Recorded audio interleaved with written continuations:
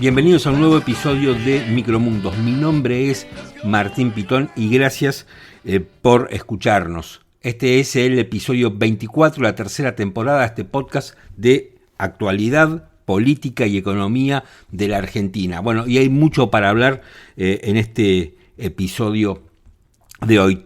Hicimos una extensa entrevista con Daniel Artana, que es el economista jefe de Fiel y es uno de los 4 generalistas, así los ha denominado el referente económico de Patricia Bullrich, Carlos Melconian, a 4 economistas que se encargan de temas generales. Uno de ellos es Daniel Artana, para mí uno de los economistas más lúcidos y más serios que tiene la Argentina, y con él vamos a tratar de desentrañar lo que ha pasado a lo largo de toda la semana en materia económica y qué es lo que viene y dónde estamos parados y qué es lo que Melconian piensa hacer con la economía, porque no sé si se dieron cuenta que Melconian habla mucho, es un gran polemista, pero no dice demasiado. Bueno, vamos a ver si podemos descubrir algo de todo esto charlando con Daniel Artana. Les quiero agradecer mucho a los amigos que no solamente se toman el trabajo de escucharnos, sino también de dejarnos mensajes.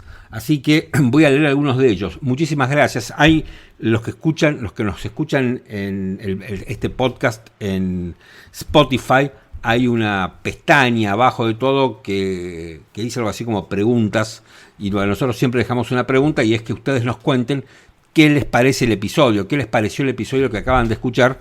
Para nosotros, para mí, básicamente es muy útil saber qué les gusta y qué no les gusta. Y por supuesto, es lindo tener un feedback de parte de todos ustedes. Nos ayuda a difundir este podcast que es completamente casero. No estamos ensobrados. Es ustedes, mi computadora donde grabo este episodio, un micrófono y yo, nada más. Y un invitado. Eso es todo lo que hacemos.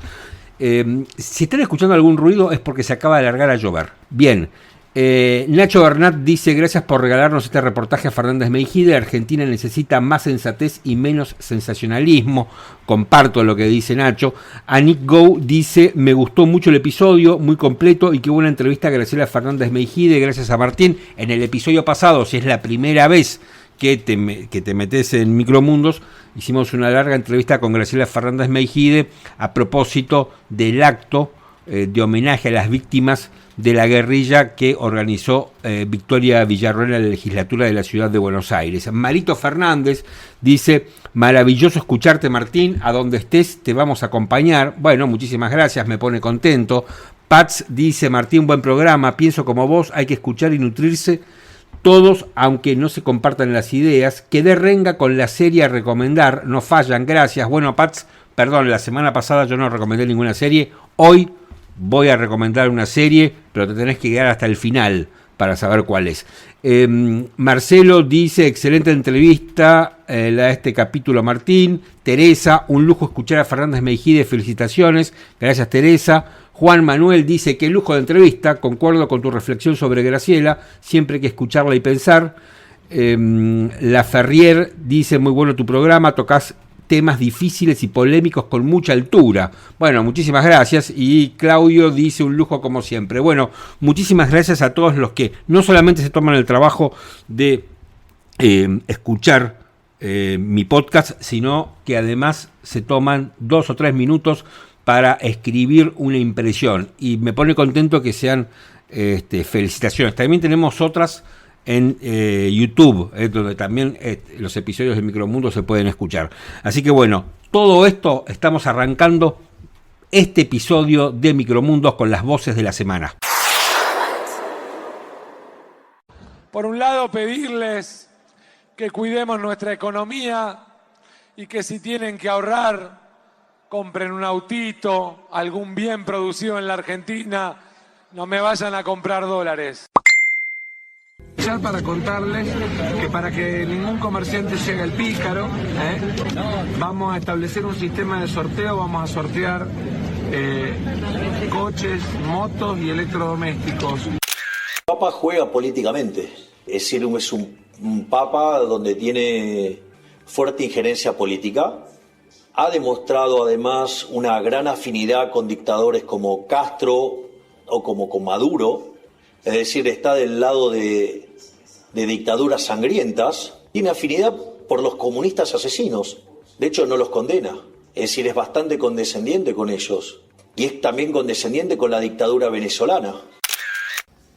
Desde mi punto de vista hay dos líneas que explican por qué la popularidad. Una tiene que ver con mi background personal, que tiene que ver con el hecho de que he sido jugador de fútbol, al mismo tiempo he sido cantante de rock and roll y además soy economista. Y creo que esa combinación es una combinación atractiva en términos de producto televisivo. Hace una semana sumamos a un equipo económico para implementar un plan serio, un compromiso de llevar adelante un cambio de fondo en la Argentina. Por eso le solicité a Santiago Kovadlov que constituya un equipo que pueda trabajar mancomunadamente en una propuesta que se ocupe de los múltiples aspectos del ciudadano, que hoy los argentinos se sienten solos, abandonados. Cada uno tiene que poder tener un proyecto. Lo nuevo en el marco de la actual decadencia argentina es el impulso y la inspiración que provienen del humanismo, de los valores que colocan a la persona en el centro de todas las políticas de Estado.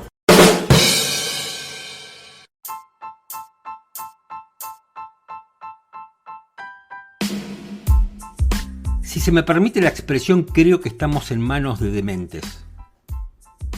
Acabamos de escuchar 3 declaraciones de los 3 principales candidatos a la presidencia de la Nación. De uno de estos 3, Sergio Massa, Javier Milei y Patricia Bullrich, está el próximo presidente de la Nación. Lo escuchabas a Massa en tono paternalista, como si fuera un candidato conservador de los años 30, decirle a los trabajadores no me compren dólares, y después comiéndose las heces en una postura completamente impostada y sobreactuada, anunciando sorteos de autos y electrodomésticos al mejor estilo Rodríguez Sá en las mejores épocas de San Luis. Después venía Javier Milei haciendo una crítica al Papa, una crítica política al Papa con Tucker Carlson, uno de los peores periodistas del mundo, hay que decirlo, en una crítica que puede ser interesante y que hay que pensarla y que hasta me parece seria, pero después Javier Milei explicaba que él es un producto televisivo, con lo cual el ganador de las PASO y el candidato con más posibilidades a ser el sucesor de Alberto Fernández es un producto televisivo atractivo por sus condiciones personales. No solo de economista, sino de cantante de rock and roll y de arquero de fútbol. Esto es lo que nos espera. Este es el candidato más votado. Y finalmente la escuchábamos a Patricia Bullrich. Que vamos a decir una cosa. Patricia Bullrich está haciendo un papel penoso en la campaña. Y lo que acabamos de escuchar de Patricia Bullrich junto con Santiago Kovadlov es mucho más penoso aún. ¿Qué va a hacer Kovadlov?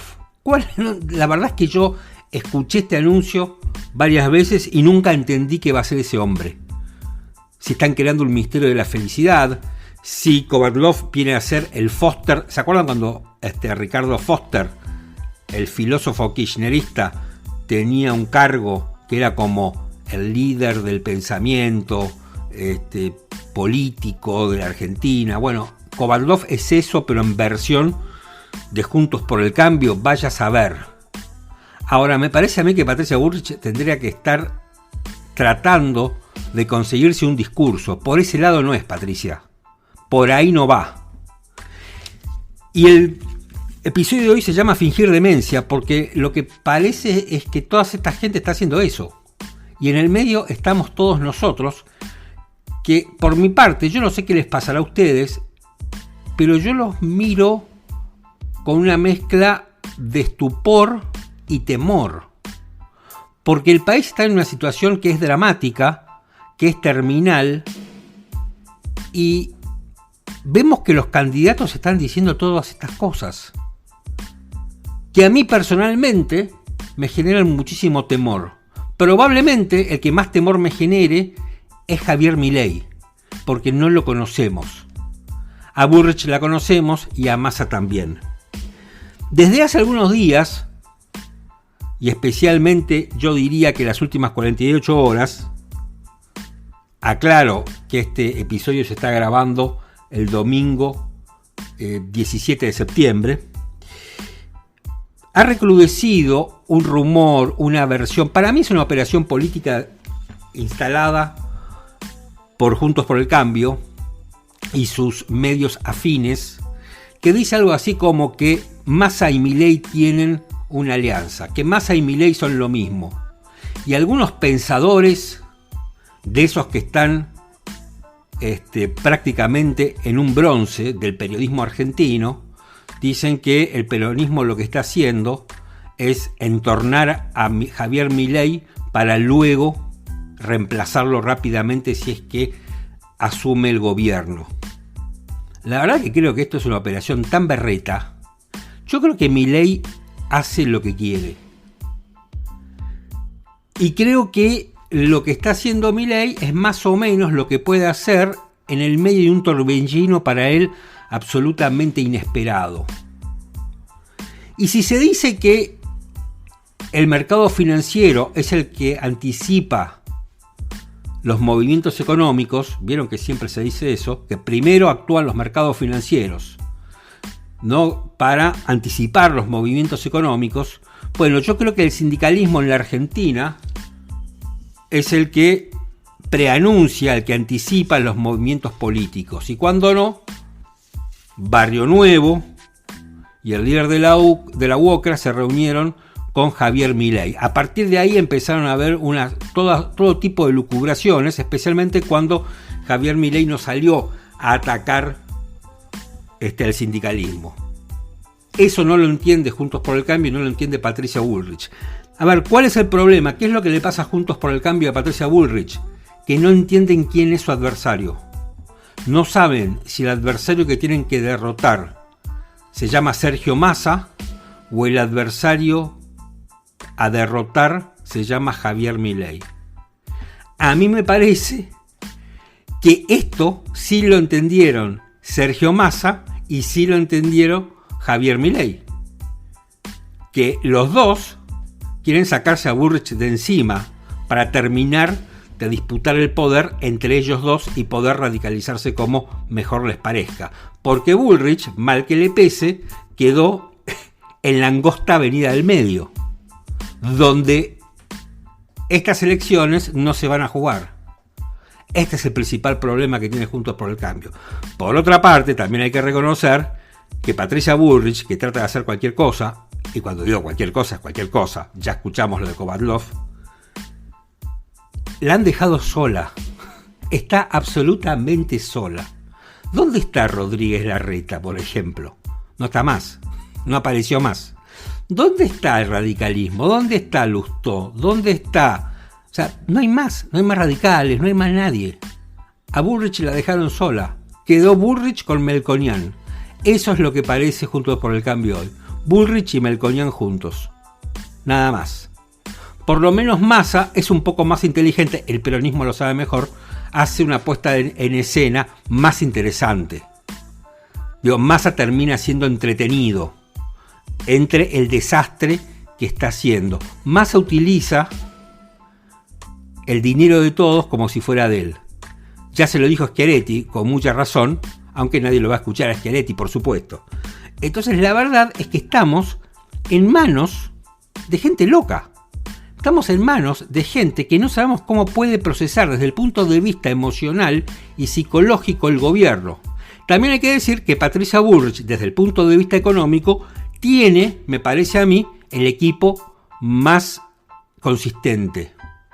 Sin embargo, me parece a mí que si bien Carlos Melconian viene haciendo un buen trabajo desde el punto de vista de la comunicación y desde el punto de vista del relator arrabalero para hacerle frente en la misma cancha a Javier Milei y a los libertarios, me parece que Carlos Melconian debería empezar a explicar un poco más ese plan que lleva a todas partes como un catafalco que va paseando por los distintos estudios de televisión.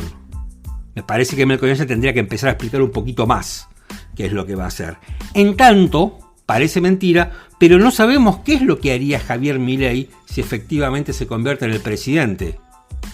Que muchos pensamos que Javier Milei puede convertirse en el presidente. Yo no sé si en primera vuelta o en segunda, pero vamos a convenir que frente a lo que están haciendo los otros dos candidatos, Patricia Bullrich y Sergio Massa, que ha duplicado la inflación que le dejó Martín Guzmán, que ya era alto, da la impresión que el que va a ganar se llama Javier Milei. O sea, da la impresión que el próximo presidente de la Argentina es Javier Milei. Y eso implica, en mi humilde opinión, un salto al vacío. Javier Milei es un salto al vacío. A ver, repasemos un poquito. Javier Milei venía diciendo que automáticamente llegaba al gobierno y dolarizaba. Cuando empezó a ganar, cuando empezó a tener más posibilidades, bueno, los propios economistas, el propio entorno de Javier Milei se encargó de desmentirlo. Es decir, bueno, en realidad no es al principio, no es tan rápido, hay que verlo, no hay dólares. Primero hay que terminar con el déficit fiscal para que después podamos dolarizar y entonces antes tendríamos que tener dólares y tengo la plata de un fondo, después ese fondo nunca más apareció, que no sabemos tampoco cuál era, pero lo cierto es que no se puede dolarizar sin dólares. La Argentina no tiene dólares. Primero hay que terminar con el déficit fiscal, entonces a partir de ahí empiezan a aparecer otros interrogantes. Bueno, si termino con el déficit fiscal y acomodo la inflación, ¿para qué voy a dolarizar? El argumento de Milei y de la gente que lo sigue a Milei es, bueno, vamos a dolarizar, y esto lo dijo Diana Mondino en un reportaje que le hicimos aquí en Micromundos, vamos a dolarizar para que nunca más nadie pueda agarrar la maquinita de imprimir billetes y llevarnos a tener inflación otra vez a estos niveles. Pero el contraargumento de eso es, bueno, pero el día de mañana, de todos modos, por más que haya una ley y por más que se haya dolarizado, se puede hacer. Digo, Zimbabue lo hizo. Zimbabue dolarizó y cuando no le cerraba el tema de la dolarización, imprimió cuasimonedas. La Argentina también tuvo sus cuasimonedas en el 2001, el 2002. Entonces, ese argumento no es demasiado consistente. Pero bueno, lo cierto es que lo que era la marca registrada, el sello de calidad de la Libertad Avanza, que era la dolarización, uno de sus emblemas, bueno, eso que iba a ser instantáneo no lo va a ser. El otro sello identitario de la Libertad Avanza era la destrucción del Banco Central, incluso a través de explosivos, como lo dijo el propio Milei, no desde ahora, sino desde hace varios años. Vamos a dinamitar el Banco Central. Bueno, en realidad ahora dicen que eso es una suerte de metáfora, que el Banco Central va a seguir funcionando, va a seguir teniendo funciones de investigación económica, de superintendencia de entidades financieras, que lo que se le va a quitar es, en definitiva, la función de política monetaria, pero todo lo demás lo va a tener. Es raro, ¿no? O sea, ya el Banco Central no lo dinamitamos y pasamos a tener una suerte de metáfora en relación con el Banco Central, y daría la impresión que como no lo van a dinamitar, pero tampoco van a dolarizar, yo no sé si no van a seguir emitiendo. Eso habría que pensarlo. Yo ya a esta altura no creo que Milei llegue al poder y deje de emitir. Los vouchers para educación y para salud, que vamos a convenir, tienen muchas chances de ser inconstitucionales. Sería algo largo de explicar, pero los vouchers, como están pensados o como según fueron explicados por Milei, bueno, implicarían que subviertan la calidad de educación gratuita. Gratuita lo estoy utilizando como se conoce, ya sabemos que no es gratuita, pero de la educación que sea gratuita y la salud que sea gratuita, porque Milei lo que dice es, bueno, que se utilizan los vouchers para que los distintos hospitales y los distintos colegios compitan entre sí. Bueno, si hay un montón de gente que quiere mandar sus hijos a un determinado colegio en una determinada zona, dejando sin colegios a otras zonas, bueno, ahí se vulneraría la gratuidad porque no habría, digamos, la educación no estaría al alcance, incluso al alcance de distancia de los chicos. Entonces esa gratuidad pasaría a ser una especie de entelequia. Así que eso, bueno, violaría la Constitución, es un tema técnico y largo, pero supongamos que todo el mundo quiere poner sus vouchers que le da Milei en un colegio de Corrientes. Bueno, entonces todos tendrían que trasladarse a Corrientes, sería un delirio. Por eso sería inconstitucional. Pero más allá, dejemos de lado esa parte legal. Ahora dicen que ese sistema de vouchers recién se podría incorporar, se podría poner en práctica como una suerte de reforma de tercera generación. Entonces, a ver, no vas a dolarizar, no vas a dinamitar el Banco Central, no vas a poner el sistema de vouchers y finalmente ahora dicen que no van a propiciar la libre portación de armas, sino que lo que van a hacer es reglamentar mejor la ley que regula el tema para destrabar un montón de cuestiones burocráticas. Es decir, que ya 4 pilares de lo que era el proyecto político de Milei no lo van a hacer. Entonces la pregunta es, si Milei gana a partir del 11 de diciembre, ¿qué es lo que van a hacer? Me falta una cosa más. Y lo que me falta es el tema de la reforma del Estado. Y la reforma del Estado, y esto lo que voy a decir es un poco antipático, pero, a ver, ¿está bueno sacar ministerios? Sí. ¿Está bueno sacar secretarías? También está bueno. ¿Y está bueno sacar choferes y determinados privilegios que tienen los funcionarios? Sí, también está bueno. Todo eso está bueno. Ahora, ¿eso en términos reales de plata mueve el amperímetro? No lo mueve. Desde el punto de vista político, sí es una señal de austeridad y está muy bien. Y hay que hacerlo. Ahora, en términos de efecto real, ¿hay un verdadero impacto de ahorro de dinero público? No. Con lo cual, y tampoco sabemos qué es lo que va a hacer Milei para que verdaderamente una reforma del Estado en el gasto tenga un verdadero impacto. No lo sabemos. Con lo cual, si Milei se convierte en presidente a partir del 10 de diciembre, no sabemos qué es lo que va a hacer. No tenemos la menor idea. Directamente. Después está Sergio Massa. De Sergio Massa ni siquiera sabemos cuál es el plan económico. No tenemos la menor idea. No sabemos quién podría ser el ministro de Economía de Sergio Massa. ¿Será Gabriel Rubinstein, que ahora se le ocurrió informar la medición de la inflación todas las semanas? Un informe que nadie va a creer. Digo, ¿es eso? Porque no sabemos qué es lo que va a hacer Sergio Massa. No tenemos la menor idea. Podríamos tener una idea con lo que está haciendo ahora, que parece un desatino, parece un delirio, parece un manotón de ahogado, que es interesante como chicana política para correr a Juntos por el Cambio, que siempre propició una baja de impuestos y ahora cuando la baja de impuestos la hace Massa, no saben cómo salir del corset que les tendió Massa. O sea, Massa es un muy buen chicanero, ¿no? Como dijo Cristina, que lo definió muy bien, este es muy fullero. Y tenía razón la vicepresidente, que de hecho sea de paso, no está un poco escondida, no salvo que salió para hablar acerca del fallo que condenó a la Argentina en el caso YPF y la expropiación de YPF, donde nos hace que pagar 16.000 millones de dólares. Quiero hacerles una aclaración con respecto al fallo de YPF. El fallo de YPF, si bien se celebró y lo dio una jueza de New York, la ley que se utilizó es la ley argentina. Lo aclaro porque hay algunos que ven en todo esto una conspiración de parte del consenso de Washington y vaya a saber qué cosa. No, fue la torpeza de Kicillof que nos llevó hasta este lugar, porque todo esto, hace años, cuando fue la expropiación de YPF, ya lo había anticipado Ricardo Gil Lavedra, que era diputado de radicalismo, y lo había anticipado Elisa Carrió. Digo, esto no es nuevo. Todo el mundo con 2 dedos de frente y 2 materias de derecho sabía que esto iba a ocurrir y que iba a ocurrir de esta manera.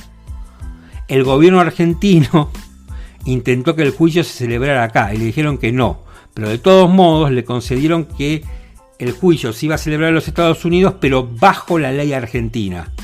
Así que es muy complicada la situación que tenemos, porque además de la pesada deuda que nos dejó Mauricio Macri, que esta semana salió sin convicción, vamos a convenir, sin convicción, salió a decir que Patricia Bullrich era su candidata. No sabemos si esto le conviene a Bullrich, tal vez no.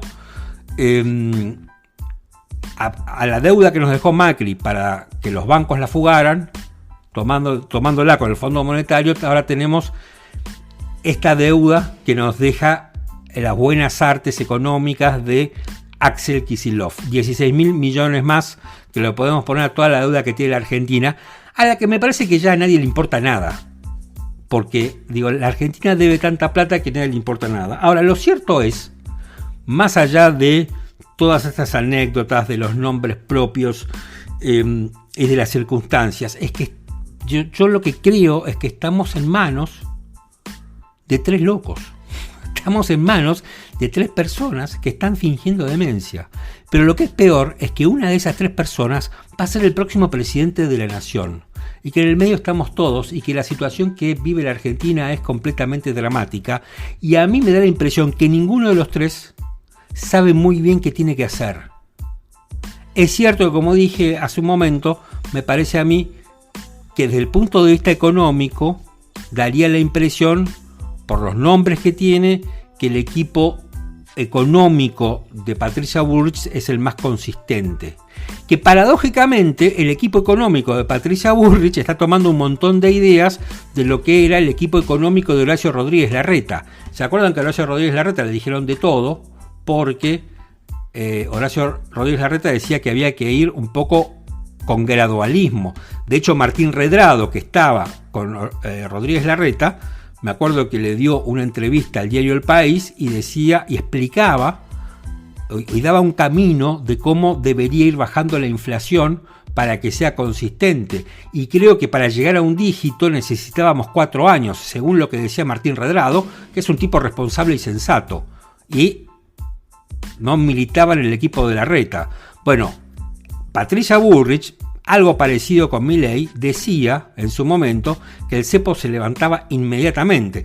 Me acuerdo que aquí en Micromundos, lo pueden buscar, le hicimos un reportaje al exdiputado y ex senador Federico Pinedo, que si Patricia Bullrich se convierte en el próximo presidente de la Argentina, sería el canciller de la nación. Decía que el cepo se levantaba en forma automática, inmediata, ni bien ocuparan la casa de gobierno. Bueno, eso ahora ya no es así.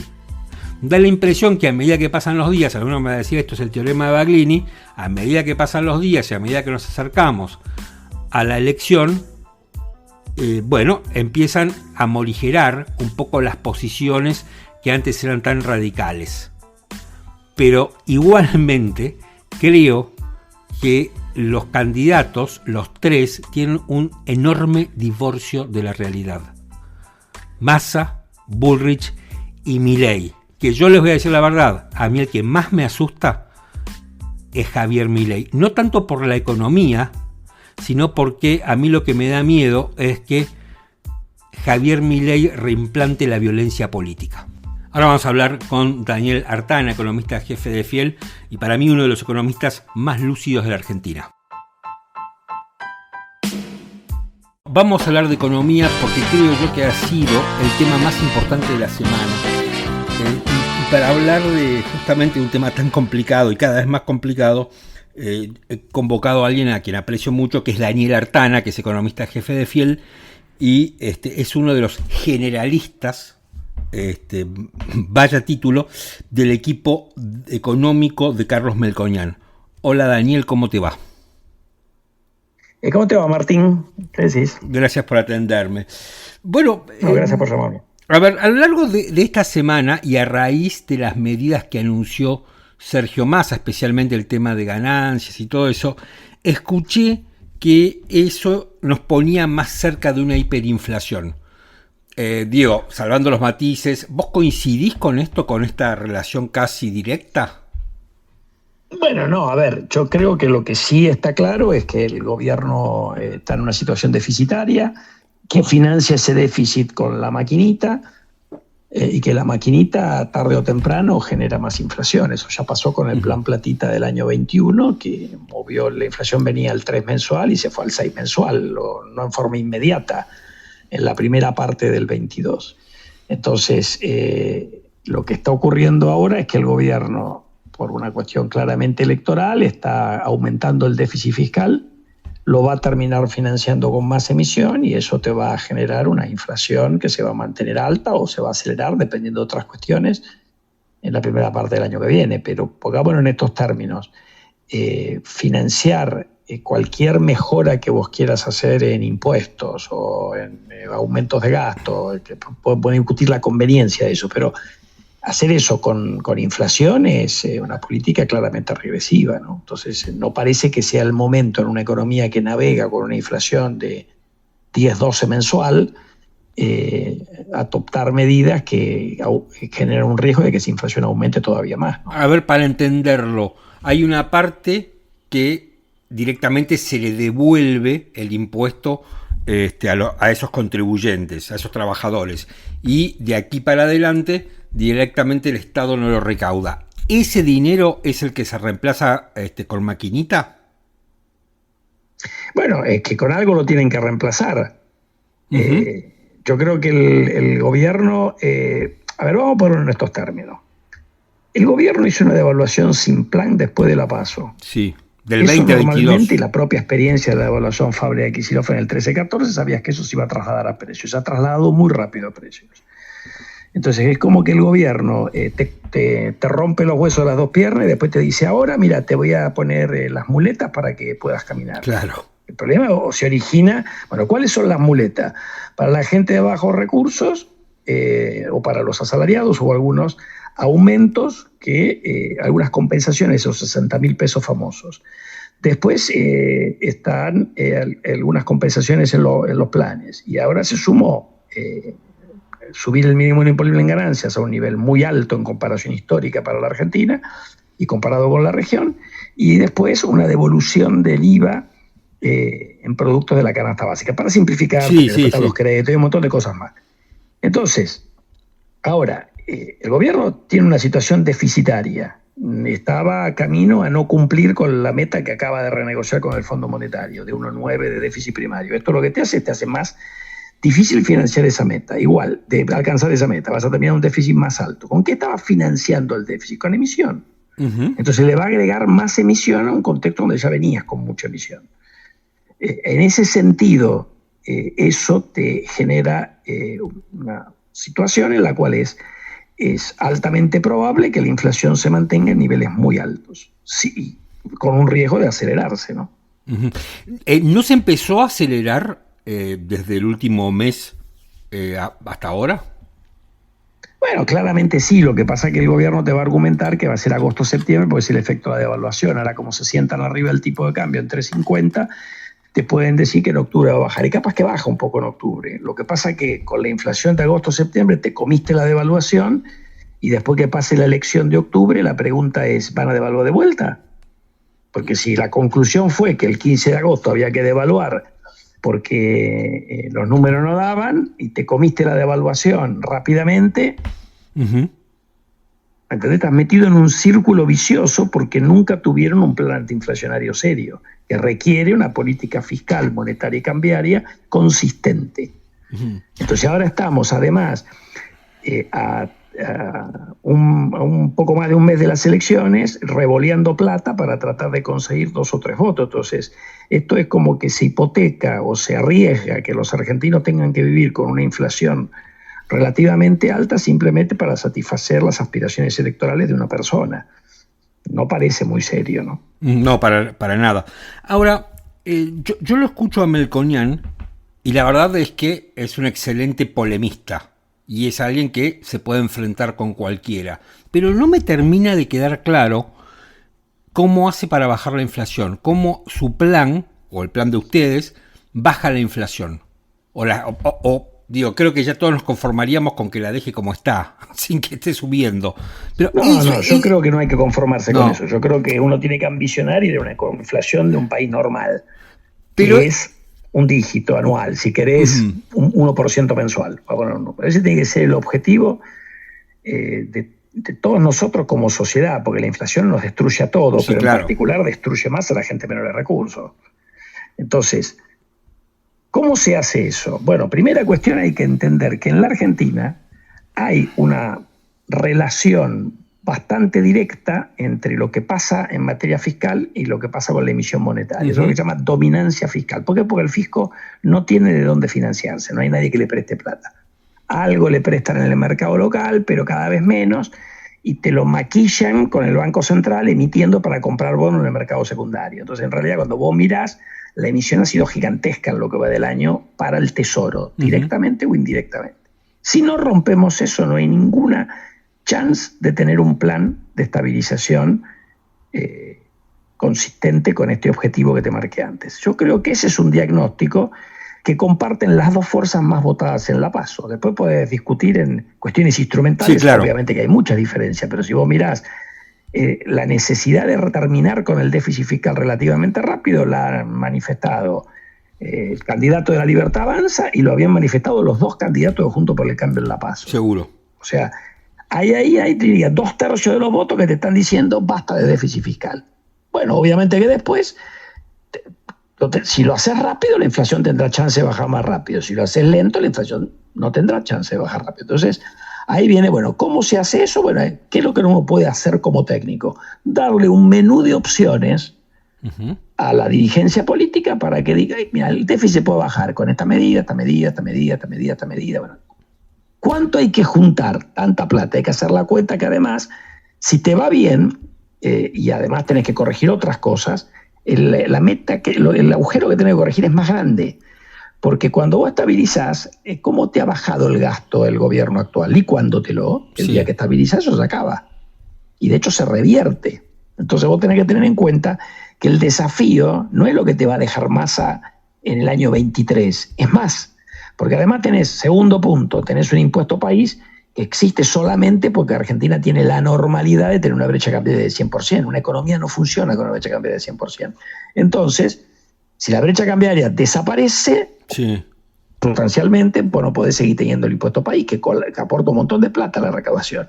Entonces, el desafío es gigantesco. Vos tenés opciones, que desde mi punto de vista, pero este es el punto de vista mío, yo no soy ni el presidente de la República ni el Congreso. El esfuerzo hay que hacerlo todo por el lado del gasto, porque en la Argentina la presión tributaria es enorme y por lo tanto no le tenemos que agregar más impuestos a esta historia. Eventualmente se podrá, si baja la evasión, aportar algo por esa vía a los ingresos del gobierno. Habla Daniel. Entonces la cosa va por ahí. Después tenés no solamente la cuestión de estabilización, tenés una cuestión que tiene que ver con reformas estructurales que son enormemente importantes para tratar de que la economía, el foco del empresario esté puesto en la productividad, en cómo diseñar mejores productos para el consumidor y no en hacer cola para que la Secretaría de Comercio le autorice una importación y después hacer una segunda cola para que el Banco Central le autorice el pago o después hacer pérdida de tiempo para cumplir con la regulación, el impuesto del gobierno nacional, provincial y municipal. Hay toda una agenda de tratar de simplificarle la vida a la gente que produce y genera empleo en la Argentina, que la tiene bastante complicada, no solamente por la macro.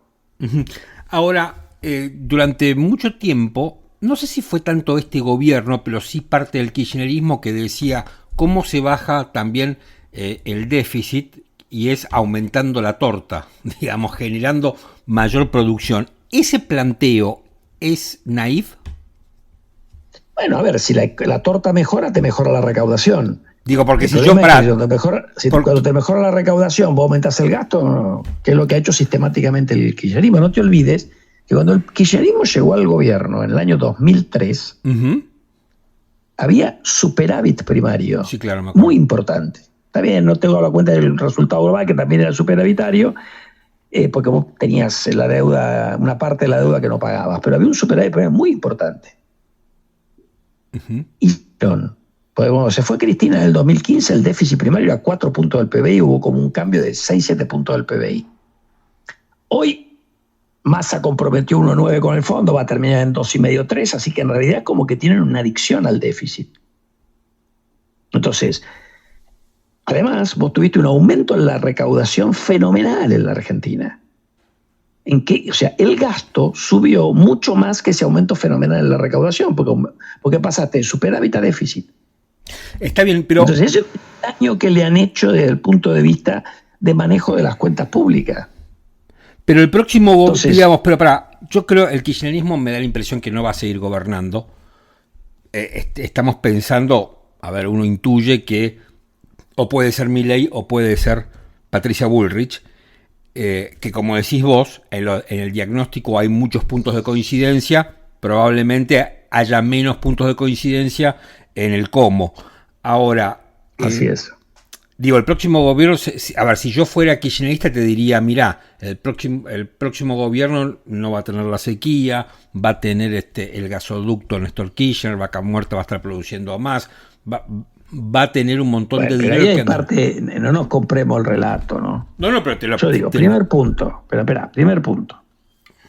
La sequía, obviamente que complica y mejora el año que viene.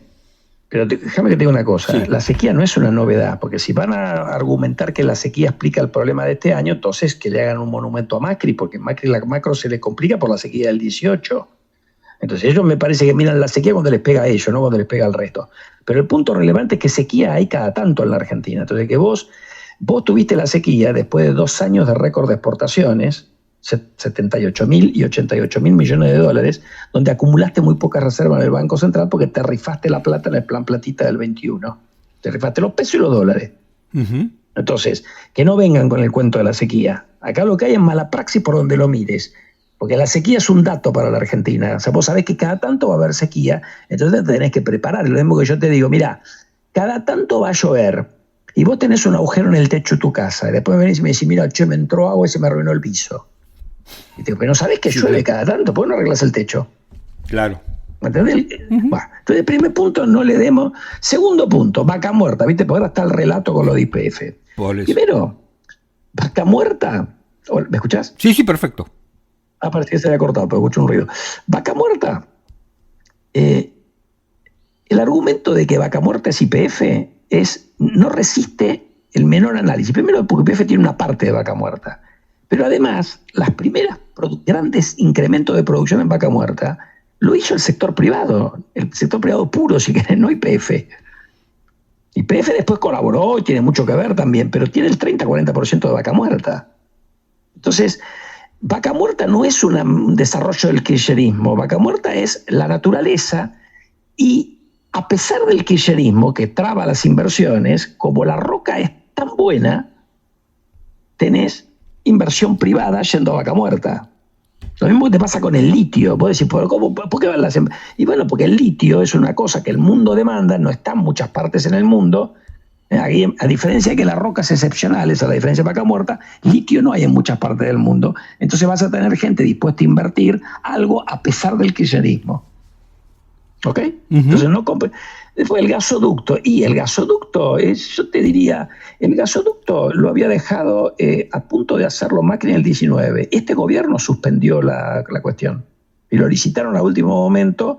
Menos mal que lo hicieron y hay que reconocer que lo hicieron. Fantástico. La pregunta es ¿a qué costo lo hicieron? Sería interesante que alguna vez revisemos esta cosa. Pero siguiendo esta historia, vamos yo te hacía el planteo. Se revierten cosas. Ahora, ¿qué es lo que nos ha estado haciendo Massa? Moviendo dólares del 24 al 23. ¿Cómo lo hace? ¿O cómo lo hizo? Bueno, a vos te autorizan una CIRA como importador. Después cuando vas a pagar al Banco Central dice, no sabes qué, ahora pagá 180 días. Vas a los 180 y te dicen, ahora pagá dentro un poquito después. ¿Cuánto aumentó la deuda de importadores, si querés, no deseada con el resto del mundo? 15.000 millones de dólares. Entre el año 22 y 23. ¿Ok? Probablemente eso termine más a fin de año. Entonces, ¿qué te hizo? Obligó al sector privado a conseguir dólares que él no podía conseguir. Después se endeudó con los chinos. ¿Vos sabés cuándo vence el swap con los chinos? No. ¿Y si vence en enero del año que viene? No sé. Yo qué sé cuándo vence. 5.000 palos que hay que pagar ahí. Y no sabemos la tasa tampoco, no sabemos nada. Además, pero supongamos que la tasa es alta, pero no escandalosa. Entonces, bueno, 5.000 palos le ponemos que sea 10%, son 500 palos más. Pero digo, si hay que poner 5.000 palos en enero. Entonces, es cierto que vos vas a tener una recuperación de la cosecha, que lo hace el clima, no lo hace el kirchnerismo, y lo hace el productor privado, el agropecuario, no el kirchnerismo, es cierto que vas a tener una mejora en el saldo comercial de la energía, demorada por decisiones del kirchnerismo, porque si hubieran hecho el gasoducto antes, no hubiéramos tenido eso mucho antes, pero te han movido parte de esos dólares al año 23, por lo tanto no los vas a tener, o los vas a tener, o te han endeudado y en algún momento va a haber que hacerse cargo de eso, ¿no? Desde el punto de vista económico, estrictamente, Sí. ¿te preocupa que gane Milei? Mira, a mí lo que me preocupa, si querés, de Milei es que yo no le veo un programa de gobierno. Viste que, a ver, cuando vos criticás o tenés alguna discusión con alguien, a mí me tocó el otro día con Durán Barba, la verdad, porque me pareció de ¿Te enojaste un poco? el comentario. ¿Te enojaste un poco ahí? A mí me molesta porque la pregunta ya me la hicieron a mí. La de Ecuador. Contesto y cuando le toca a él, se te pone a enmendar la plana de taquito, ¿viste? Sí. Y a mí eso, si querés discutir, discutamos, y si no querés discutir, no, cállate la boca, porque no le estaban preguntando a él de la elección en Ecuador. Y la verdad que me chicañó 2 o 3 veces, y lo que hay que hacerle a la gente es no venderle pescado podrido. La única cosa que yo no le respondí porque no tenía el dato a mano, viste que él dijo que los ecuatorianos no vienen a la Argentina. Sí. Bueno, hay una forma de chequear eso. A la Argentina no vienen muchos ecuatorianos, pero están tan felices en Ecuador. Bueno, es uno de los países que más remesas reciben los ecuatorianos, tiene 4 puntos del PBI, mucho más que Argentina, mucho más que Perú, mucho más que Colombia. Si hay un montón de ecuatorianos viviendo en el extranjero, mandándole plata a los ecuatorianos que quedaron en Ecuador. Así que no vendan que la dolarización ha generado que todos los ecuatorianos son felices. ¿Viste? Entonces, no vendamos pescado. Pero no es que me enoje por eso. Yo lo que quiero decir es, hagamos una discusión de la dolarización a fondo. Eso no se puede hacer ni en Twitter, ni se puede hacer en un programa de televisión por los tiempos televisivos. Lo podríamos hacer por ahí, acá que estamos hablando. Pero, vos no me estás preguntando eso. Yo lo que te quiero decir con esta historia es que cuando vos mirás los comentarios de los trolls y los no trolls de Milei que te comentan por Twitter, te hablan del programa que tiene publicado Milei. Tiene los títulos, eventualmente los subtítulos. Los subtítulos. Vos armar un programa de gobierno no es decir voy a dolarizar. Armar un programa de gobierno, y es la única cosa donde han avanzado, y a mi juicio no han aclarado, sino que han oscurecido el panorama, es decir cómo lo vas a hacer. Bueno, yo creo que Milei... Por ejemplo, yo te voy a decir una cosa. Toma el tema del despido. Milei te dice, vamos a hacer lo de la construcción, ¿no? Ha dicho eso. Sí. Y nosotros estudiamos lo de la construcción. Es una pésima idea lo de la construcción, porque la construcción funciona en un sector donde la gente trabaja 3 meses en una obra, después está 1 mes parada, trabaja 6 meses en otra obra, después está 2 meses parado. Cuando vos lo querés generalizar a toda la economía, no funciona es eso. Reemplazar un sistema que es horrible, con alta litigiosidad, por un costo cierto que equivale a 8% del salario, porque es 1 mes, ¿no? Eso es la construcción. Eso es carísimo como régimen de compensación para el desempleo. Mucho más caro que el esquema normal, porque supone que vos echás a toda la gente una vez por año, y esa no es la realidad. Entonces, decir que el sistema que vas a poner es uno que encarece los costos laborales, me parece que demuestra que no han estudiado el tema. Porque tenés que estudiar indemnización por despido, cómo funciona la región, cómo funciona la Argentina, cuál es el problema que tiene Argentina, que es la litigiosidad, las multas, si vos querés. Segundo, miremos el seguro de desempleo a la europea, a la americana. Espera un segundo. Miremos la caja de la cuenta de ahorro que tienen los brasileños. Después de todo eso, ¿cuál es el sistema que le da al trabajador una protección adecuada, que es la que todos tenemos en la cabeza, el equivalente a 1 mes de sueldo por año de antigüedad, y no le sale más que eso al empleador? Bueno, vos tenés que hacer una cosa más a fondo que tirar un título, porque la verdad demuestra... A mí lo que me preocupa de La Libertad Avanza hoy, además de algunos problemas de temperamento del candidato, sí, claro, es que no se ve el programa. Que el programa empiezan a estudiar las cosas cuando alguien les cuestiona algo. ¿Me entendés? Y otra vez, en el caso de la dolarización, cuanto más quieren aclarar, más oscurece. Desde el lado de ustedes, digamos, en varias oportunidades se ha dicho de establecer una suerte de convivencia de monedas. No una competencia de monedas, porque si no, uno infiere que, no sé, el dólar se comería el peso. Pero sí una convivencia de monedas.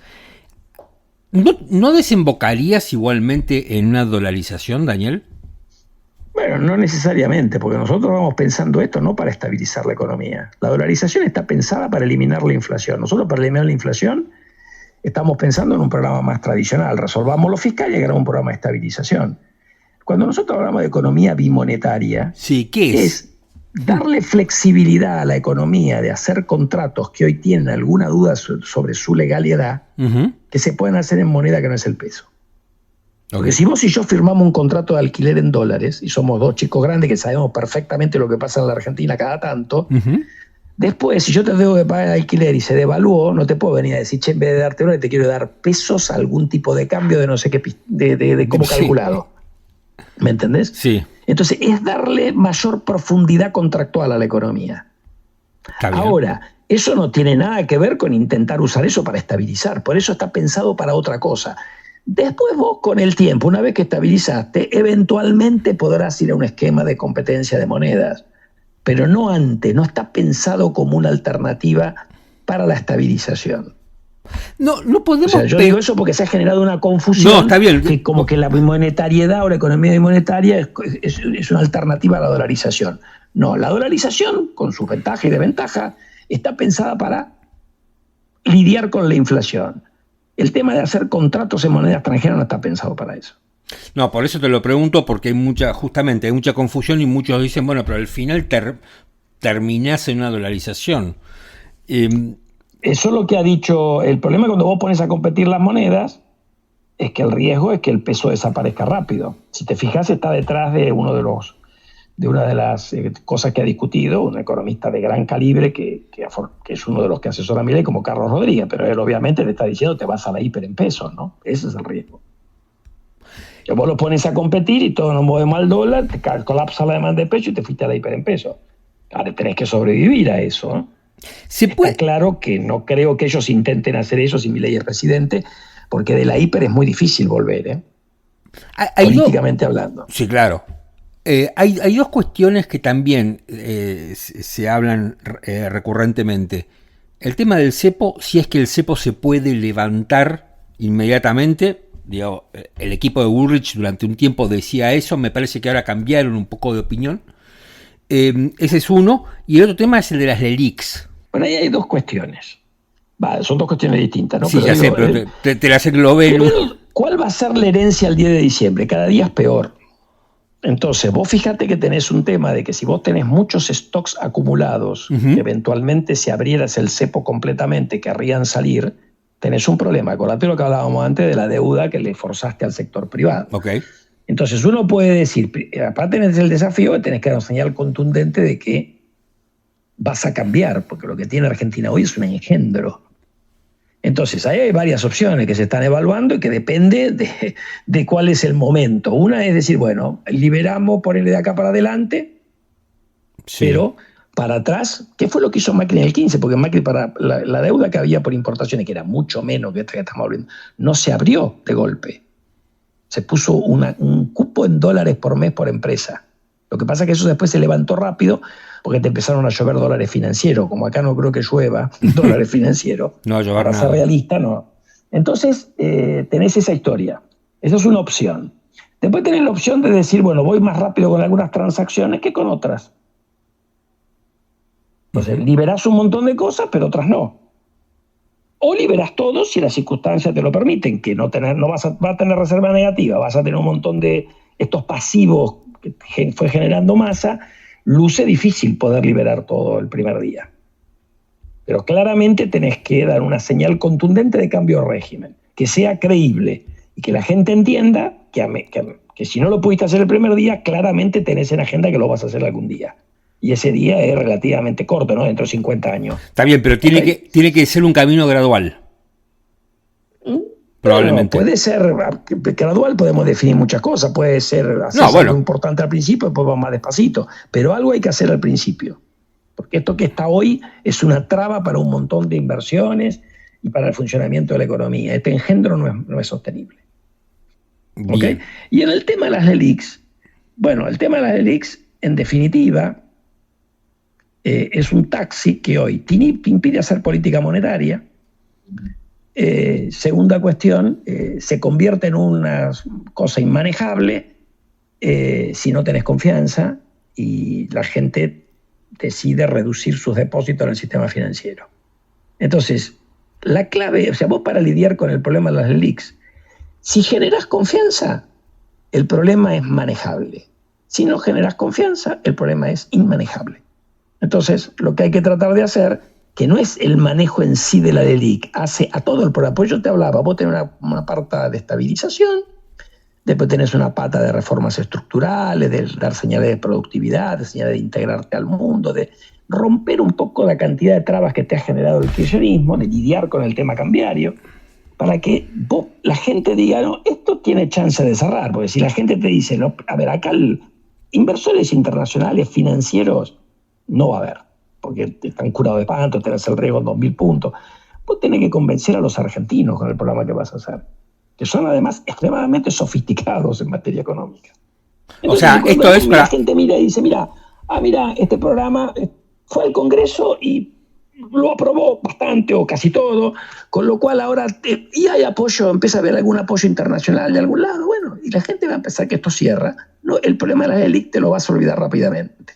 Ahora, no es lo que más si te no preocupa. sos capaz de hacer eso, o sea, yo digo, el problema principal para eso, la pregunta le tendría que hacer a Massa si es presidente. Porque con todo lo que está haciendo, lo único que hace es generar desconfianza. Yo te lo pongo en esos términos. Massa no puede, el kirchnerismo no puede resolver el problema de la LELIQ y lo más probable es que termine muy mal.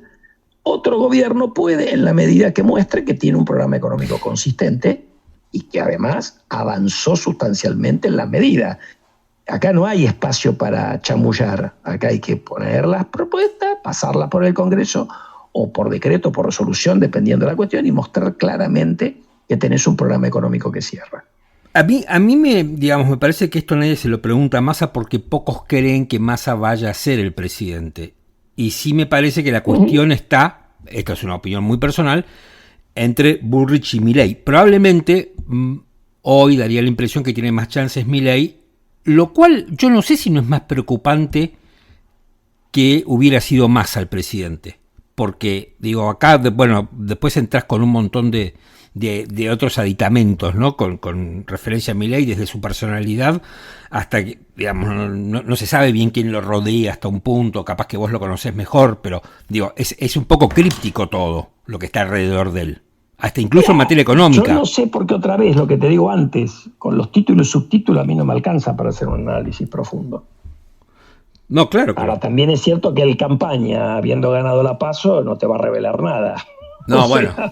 Vamos a tener que esperar para si él es presidente a que sea electo. Y ahí veremos. O sea, yo creo que hay un gran signo de interrogación. Y te hago la última pregunta, y tal vez sea una burrada lo que te pregunto y me digas, estás preguntando de cualquier pavada, pero es algo que no sé por qué lo tengo en la cabeza. ¿Por qué hoy no se podría hacer una convertibilidad parecida, obviamente, a la que hizo Domingo Cavallo? Y te digo la convertibilidad porque con todos los errores que pudo haber tenido la convertibilidad, y yo me acuerdo que Fiel fue bastante crítica con la convertibilidad de Cavallo en su momento, digamos, fue un periodo de estabilidad que por lo menos, no sé, la manteca costaba siempre lo mismo. Es verdad que trajo otros problemas, es verdad que hubo un enamoramiento de la convertibilidad y que después terminamos mal, pero digo, ¿hoy sería imposible hacer una convertibilidad? Y no tenés los dólares, ¿no? Claro.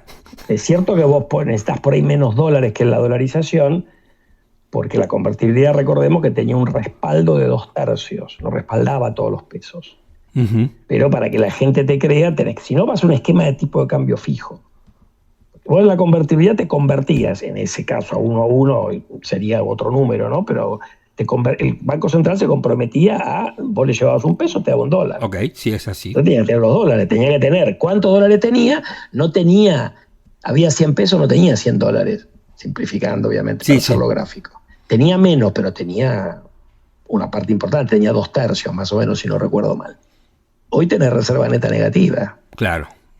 No puedo ni empezar a hablar. ¿Entendés? O sea, si entonces, llevo un peso... El mismo desafío que tiene la dolarización. Para dolarizar necesitas dólares, para tener convertibilidad.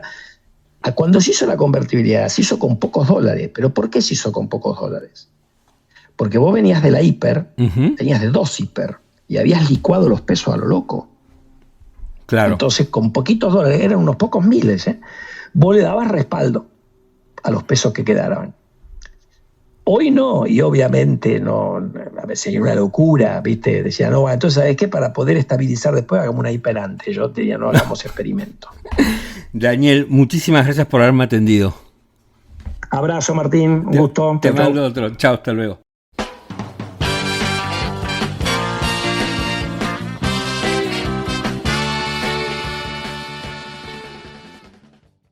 Estamos llegando al final de este episodio de Micromundos. Cuando leía los mensajes, había un mensaje de Pats que decía, no me recomendaste nada, me dejaste renga, así que para Pats, que me retó un poco por no haberle recomendado ninguna serie, en este episodio tengo 3 recomendaciones para hacerle a Pats y a todos ustedes. Primero, una serie que se llama Operativo Lioness, que la puedes encontrar en Paramount. Ya está la primera temporada, que consta de 10 episodios. Era una serie que yo no quería ver, no me interesaba al principio por la temática, pero que como la produjo y la escribió Taylor Sheridan, que para mí es un monstruo. Taylor Sheridan es el guionista y el productor de Yellowstone, de Tulsa King, de 1923, de 1883. Es un tipo que es impresionante, que es la sensación en este momento para todos los que nos gustan las series. Así que entonces le di una oportunidad a Operativo Lioness, que está protagonizada, entre otros, por Nicole Kidman, está Morgan Freeman, está Zoe Saldaña, está la Isla de Oliveira, está la Mónica Garrett. Si viste 1883, lo viste ahí también. Bueno, hay un montón de gente muy conocida, de actores muy conocidos, y básicamente la historia, la trama de Operativo Lioness tiene que ver con un grupo de un grupo de operaciones especiales que está dirigido por una mujer que reclutan a una marine para que se infiltre en la familia de un importante terrorista al que tienen que matar. Ella se hace amiga de la hija para llegar hasta el padre y matarlo. Básicamente es eso. Es una serie de mucho suspenso que tiene 10 capítulos, que son muy entretenidos y que si no la viste tenés la suerte de poder maratonearla. No como me pasó a mí, que como la iba siguiendo, cuando la iban emitiendo tenía que esperar una semana entre cada uno de los episodios. La encontrás en Paramount. Así que ahí cumplí con la recomendación de la serie de esta semana. Después lo que tengo es un informe del programa periodístico 60 Minutos. 60 Minutos es como uno de los programas periodísticos más tradicionales y prestigiosos de la televisión de los Estados Unidos. Y encontré en YouTube, a propósito de un nuevo aniversario del atentado contra las Torres Gemelas New York, un informe de 40 minutos sobre lo que hicieron los bomberos de New York en el atentado contra las Torres Gemelas. Ustedes saben que en Estados Unidos los bomberos son héroes nacionales, están a un nivel impresionante, están al nivel de las Fuerzas Armadas. Digamos, tienen un prestigio enorme. El prestigio que tendrían que tener los bomberos voluntarios en la Argentina. Alguna vez me voy a dar el gusto y me voy a sentar a charlar con un bombero voluntario y hacerle un reportaje.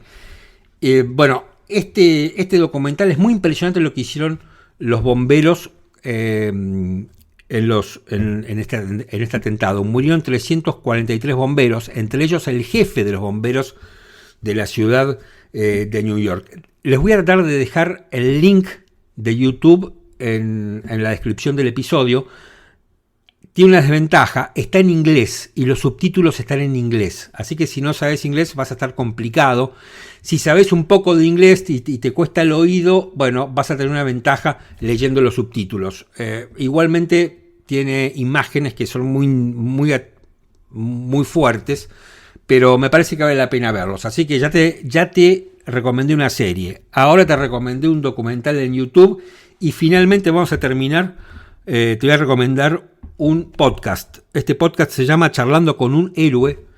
Lo conduce Javier Sánchez de la Puente, a quien no conozco, me lo recomendaron, lo empecé a escuchar. Al principio lo empecé a criticar un poco, porque yo decía, es un poco desordenado, las preguntas, tendría que hacer determinadas preguntas, con mi mentalidad de periodista, claro, yo pretendía que alguien que no es periodista y que él mismo decía, yo no soy periodista, simplemente quiero preguntar porque me interesa el tema, yo pretendía que preguntara como un periodista. Por suerte, nunca intentó ser un periodista y siempre fue consecuente con lo que él pensaba y sentía y siguió preguntando como le parecía. Y la verdad es que es un podcast donde vas a lagrimear en más de una oportunidad. Donde vas a decir, mirá lo que hicieron. Es un podcast muy sencillo. No tiene grandes pretensiones porque el fuerte es el testimonio. Es Javier Sánchez de la Puente con un excombatiente de Malvinas hablando sobre la guerra. Y estos excombatientes tienen la particularidad que hay de todas las ramas. Hay, no sé, enfermeras, gente de la Marina, del Ejército, de prefectura, hay conscriptos, hay oficiales, hay suboficiales, hay de todo. Y gente que no es fanática, pero que trata en un punto de dar otra visión de la visión que tenemos la mayoría de los argentinos sobre Malvinas. ¿Cuál es esa visión? Bueno, que los militares, en una dictadura, lo cual es cierto, mandaron a un grupo de chicos a directamente que lo masacrara un ejército recontra profesional y recontra bien adiestrados, y que nosotros éramos un grupo de payasos prácticamente. Y la verdad, la visión que se... A ver, dejo de lado el tema de la dictadura y todo lo demás, no quiero meterlo acá, porque si no empezamos a mezclar todo con todo. Y lo que dice lo que dice esta gente es que, bueno, no éramos unos payasos, estábamos bien alimentados, a veces no, pero estábamos bien adiestrados, nuestros jefes eran competentes, muchos, o sea, yo escuché que todos hablan de sus jefes muy bien, con mucho respeto, los jefes hablan muy bien de sus subalternos, tienen mucho respeto por los ingleses, hablan muy bien de los ingleses, tienen una relación con los ingleses muy fraternal. O sea, los combatientes de un lado y del otro tienen una relación entre ellos más estrecha que la que tienen los estados. Es alucinante, ¿no? Los tipos que se mataban entre sí hoy se respetan, a tal punto que hay un testimonio de un oficial que los ingleses lo invitan a hablar sobre un determinado combate. Hay cosas que son muy impresionantes que uno no las sabe. No sé, hay un oficial que explica que la guerra da calor, que cuando vos estás combatiendo tenés calor, y el tipo, en una temperatura completamente invernal, combatiendo de noche, se empieza a sacar la ropa porque tenía calor. Mirá lo que es la adrenalina, ¿no? También que pierden la noción del tiempo, porque creen que los combates duran 4 o 5 horas y en realidad duran 40 minutos, 1 hora. Y después también otra cosa que me sorprendió es que todos, y tipos que hicieron hazañas que no sabemos, que cada capítulo de este podcast está para hacer una película, todos dicen que tuvieron miedo. O sea, y el hecho de admitir un tipo que estuvo combatiendo, que tuvo miedo, lo hace humano. Y al hacerlo humano lo hace más grande. Porque no era una máquina de matar el tipo, no era un robot. Era un ser humano que estaba allí combatiendo por determinados ideales, porque los habían mandado, por supuesto, que creían en lo que estaba haciendo, que respetaba a su adversario. Es muy interesante. La verdad, a mí me parece muy interesante. Yo he escuchado todos los episodios. Realmente es un podcast muy, muy bueno. Es para tenerlo en cuenta, es para escucharlo, es para prestarle atención. Tal vez en algunos capítulos, en algunos episodios no tiene el mejor sonido, pero no importa. Lo importante es el testimonio. Es muy interesante el testimonio. Es un testimonio en primera persona, con unas preguntas realmente muy buenas. Está muy bien hecho. Así que yo se los recomiendo. Bueno, así que les recomendé una serie, un documental y un podcast. Más no tengo. Esto fue Micromundos. Mi nombre es Martín Pitón. Espero que les haya gustado. Si llegaron hasta acá, creo que les ha gustado un poco. recomiéndennos, ayúdennos a crecer, pónganos una estrella, 2 estrellas, 5 estrellas en Spotify, mándenos mensajes, cuéntenos qué les gustaría. Nosotros estamos acá para tratar de hacerlo cada vez mejor. Chao y gracias.